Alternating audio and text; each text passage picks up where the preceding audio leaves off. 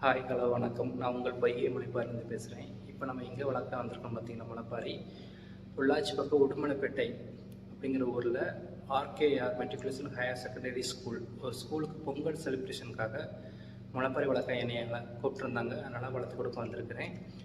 ஆமாம், இந்த 2026ஆம் ஆண்டில் குலசி முத்தாரனுடைய அருளால் எனக்கு கிடைச்ச முதல் ஆஃபர் இது தான்.